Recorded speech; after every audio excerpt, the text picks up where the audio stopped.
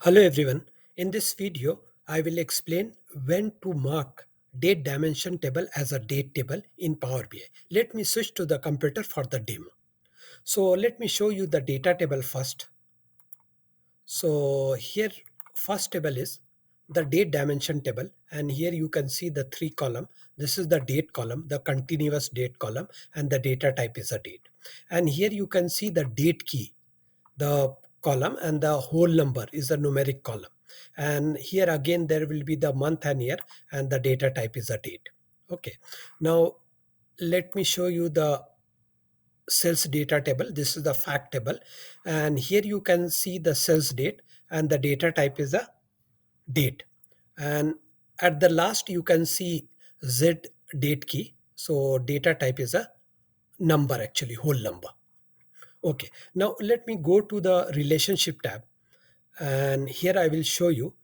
For example, here I have in the date dimension table, I have a date column, and the data type is a date. And in the sales table, I have a sales date column, and both the columns has a data type as a date.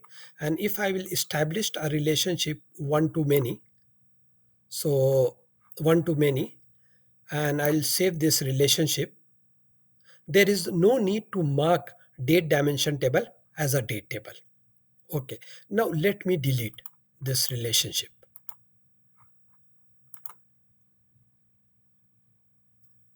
If this is this, if there is a situation where you wanted to mark the where you want to actually establish a relationship on non-date, like the data type is a not date, here in our example the date key for example, and here we also have z date key. And if I will establish the relationship one to many relationship,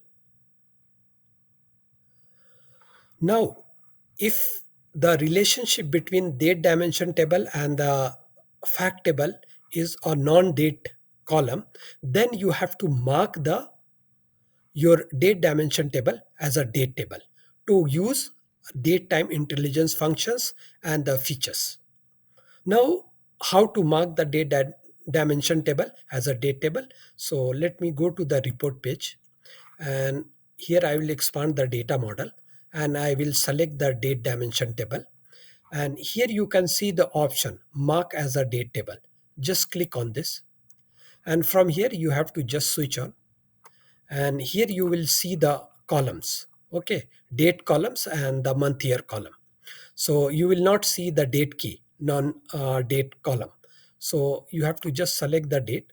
So validated successfully, and you have to save. So now your date dimension table is marked as a date table, and you can use the perfectly, like date time intelligence functions, etc. Now this is the short video, so it is not possible to, explain everything. So I explained to you the, important point. And here is the Microsoft document. You can see here, this is the Microsoft document, and I will attach the link in the description box of this video, so you go through this link. But whatever I explained, that is the one of the important points for to mark the date dimension table as a date table. So these are the whole document you have to go through, and here is also explained how you can mark the date dimension table as a date table. That's all for this video, and I request you to please subscribe my channel. Thank you for watching.